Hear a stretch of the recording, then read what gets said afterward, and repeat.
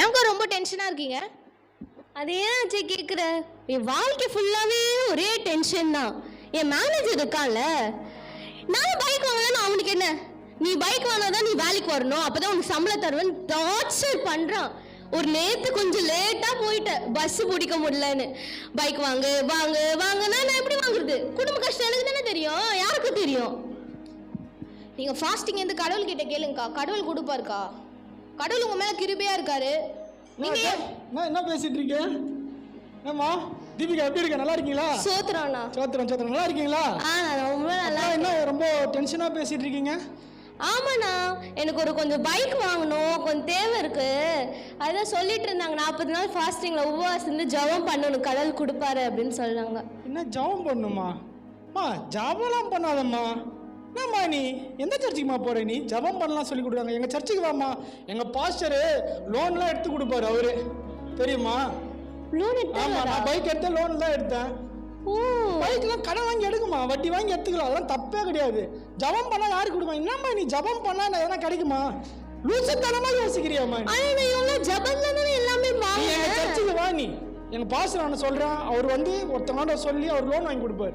அந்த கிருபை அதெல்லாம் விடுமா, நீ வாமா. நீ கிருபையினால எல்லாமே நம்ம மாற்றிக்கலாம். லோன் வட்டி இல்லாதது கேட்க மாட்டாங்களே. மா, கடவுள் என்ன சொல்லியிருக்காரு? கடன் வாங்க சொல்லியிருக்காரு. நமக்கு ஜபம் பண்ணாலும் கடவுள் கிருபையாக இருப்பார் நம்ம மேலே, தெரியுமா? உனக்கு தெரியாதுமா அதை பற்றி? கிருபையாக இருப்பார் நம்ம மேலே. நம்ம கடன் வாங்கலாம், வட்டி வாங்கலாம், எல்லாமே வாங்கலாம். ஆமாம், சரியா? அடகு கூட வைக்கலாம், காசு நகைலாம் வச்சிருக்க, அடகு கூட வைக்கலாம். எனக்கு ஏற்ற மாதிரி இருக்கு. சரி வாங்க பார்க்கலாம். நல்ல பொண்ணு. தள்ளு தள்ளு தள்ளு தள்ளு, சர்ச்சுக்கு டைம் ஆயிடுச்சு. நீ வேற தள்ளு தள்ளு தள்ளு தள்ளு. ஏய், நான் இன்னைக்காவது குளிச்சியா நீ? இன்னைக்கு சர்ச்சுக்கு போறதே பெரிய விஷயம், இதை வேற குளிக்கிறது வேறையா? ஏய் சீக்கிரம் தள்ளியா. இவர் வேற வழியிலே வேற நிக்கிறாரு. ஆமா, கொஞ்சம் இருமா. எங்கம்மா அவசரம் அவசரம் எங்க போறீங்க நீங்க? என்ன ஆச்சு? சர்ச்சுக்கு கிளம்புறோண்ணா. சர்ச்சுக்கா? ஆமா. எதுக்குமா சர்ச்சுக்கு போறீங்க? ஐயோ, நான் சர்ச்சுக்கு போகணும்ண்ணா இன்னைக்கு. நம்ம சர்ச்சுக்கு போனாலும் சந்தோஷமா இருக்கலாமா? கிருபை நாட்களுமா இது?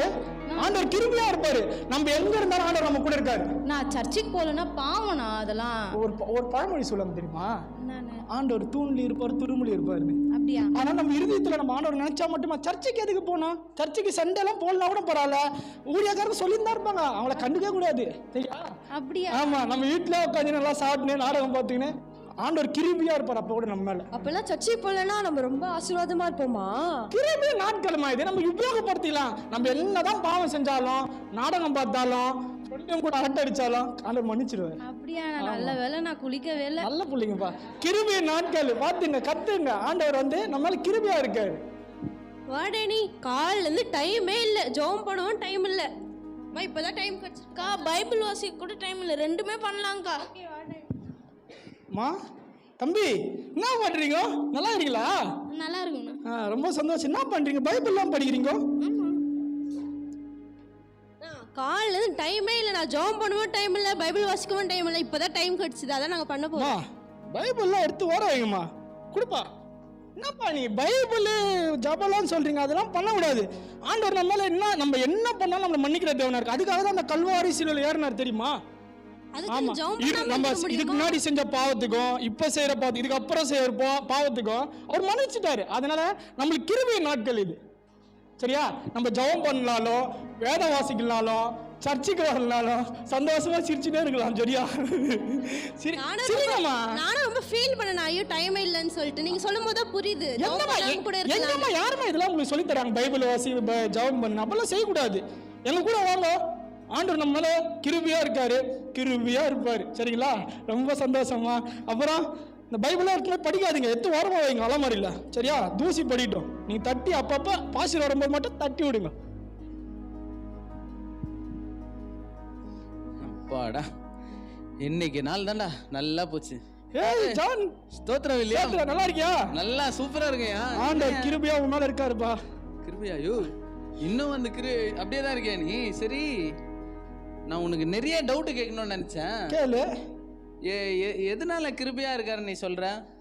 இன்னைக்கு பத்தி எவ்வளவு சந்தோஷமா இருக்கேன் நான். பத்தி உனக்கு கேள்வி ஆகுது, அதனால தான் கிருபியா இருக்காரு. பாவி, சரி நான் சில டவுட் கேட்குறேன், அந்த டவுட்டுக்கு மட்டும் நீ பதில் சொல்லு, சரி? ஓகேவா? நீ எவ்வளோ வருஷமா வேலை தேடின்னு இருக்க? 4 வருஷமா வேலை கிடைச்சதா? கிடைக்கல. சரி. உங்கள் வீட்டில் உங்கள் அம்மாவும் உங்கள் அக்கா நோயாக இருந்தாங்க, அதெல்லாம் சரியாயிடுச்சா? இன்னும் இல்லை. சரி, அதையும் விடு. உன் ஒய்ஃப் உங்ககிட்ட கோச்சின்னு போச்சு, திரும்பி வந்துச்சா? அது வரும், அவங்க அம்மா வீட்டில் இருக்கு. அதுவும் நடக்கல. அது வரல. இந்த கடன் பிரச்சனை அது இதுன்னு சொல்லிட்டு ஒளிஞ்சு தெரிஞ்சிருந்தேன், அதெல்லாம் முடிஞ்சிச்சா? அது இன்னும் தேடிட்டு தான் இருக்காங்க, ஒளிஞ்சிட்டு தான் இருக்கேன். அதெல்லாம் எதுக்கு இப்போ நீ கேட்குற? கிருபை நான் கேளு. உன் ஜெபத்தை கடவுள் கேட்குறாருன்னா கண்டிப்பாக உன் லைஃப்பில் விடுதலை இருக்கும்டா. நீ கிருபைன்னு சொல்லிட்டு கிருபை பின்னாடியே சொல்லிட்டு சுற்றிட்டு இருக்க.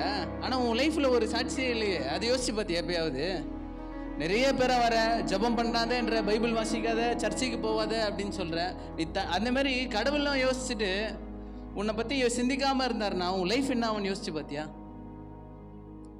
கடவுளுக்காக நம்ம எதுவுமே செய்யாமல் கடவுள் கிருபையாக இருப்பாருன்னு சொல்லிட்டே மட்டும் தெரிஞ்சிருந்தா என்னுடைய வாழ்க்கையில் சாட்சி எது, உன்னோட வாழ்க்கையில் சாட்சி எது? சாபமும் பாவமும் நீ இல்லைன்னு சொல்கிற, ஆனாலும் உன் சொந்த வாழ்க்கையிலே நீ இவ்வளோ விஷயத்தை நீ சுமந்துன்னு இருக்க. உன் வாழ்க்கையில் ஒரு சாட்சி இல்லையே, அப்புறம் என்னதை நீ கிருபையில் வந்துன்னு இருக்க? சாட்சி நல்லா இருக்கிறான்.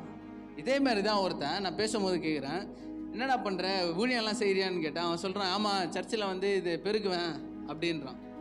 இன்னொருத்தன் என்னன்னு கேட்குறான், நல்லா இந்தமாரிலாம் சர்ச்சில் சில வேலையெல்லாம் பார்ப்பேன் அப்படின்றான். இதெல்லாம் பார்க்கறது தப்பு இல்லை வில்லியம், ஆனால் அது மாத்திரம்தான் ஊழியன் நீ நினச்சிட்டு இருந்தேன்னா அதுதான் தப்பு. அதேமாரி கடவுள் நினச்சிட்டு சரி பேசினா போதும், நடந்தால் போதும், வந்தால் போதும் நினச்சிருந்தா அவரே சிலுவை மேலே ஏறி இருக்க போகிறாரு. அவர் அன்னைக்கு தியாகத்தை பண்ணதுனால தான் நம்ம இன்னைக்கு ரட்சிப்பில் உட்காந்துருக்கோம். ஆமாம்ல, நம்மளுக்கு முன்னாடி ஆரம்பித்த தேவனே பாடுகளை சுமந்து அவருடைய வார்த்தைகளை எல்லாருக்கும் சுவிசேஷங்க தானே சொல்லியிருக்காரு. அவருக்காக உழைக்கவும் இல்லை, எதுவுமே செய்யாமல் கிருபைன்றதுனால அதனால என்ன கிடைச்சது சொல்லு? ஒரு நாள் ஒரு பிளாங்கா இருந்த மாதிரி இருக்குடா. இதை போயிட்டு தயவு செய்து யோசி. அன்னைக்கு மிஷினரிகள் இதே மாதிரி சிந்தனையில் இருந்திருந்தா இன்னைக்கு உங்ககிட்டயும் என்கிட்டயும் பைபிள் கிடையாது. ஆமாம், அன்னைக்கு மிஷினரிகள் அதே மாதிரி யோசிச்சிருந்தா இன்னைக்கு நிறைய ஸ்கூல்கள் கட்டப்பட்டிருக்காது, காலேஜஸ்லாம் கட்டப்பட்டிருக்காது. நீ நானும் படிச்சிருக்கோம், கடவுளை பற்றி தெரிஞ்சிருக்கோம், நம்ம கையிலெல்லாம் வேதம் இருக்குன்னா அது யாரோ ஒரு மிஷினரி அவனுடைய சொந்த பணத்தை விற்றுட்டு செஞ்ச தியாகத்தினாலும் அவனோட குடும்பம் மறிச்சு போன பிறகு கூட அவன் கடவுளுக்காக உழைச்சதுனால மாத்திரம்தான் இன்றைக்கி நம்ம அந்த ரட்சிப்பை என்ஜாய் பண்ணிட்டு இருக்கோம். ஸோ கடவுளுக்காக அவர் உன்னுடைய வாழ்க்கையில் ஆசீர்வாதத்தை தருவார். ரட்சிப்புன்றது சாதாரணமாக கிடைக்காது. கிருபைன்னு சொல்லிட்டு மூடத்தனமாக இருக்காமல் கடவுளுக்காக உழைக்க ஆரம்பி. ஓகே.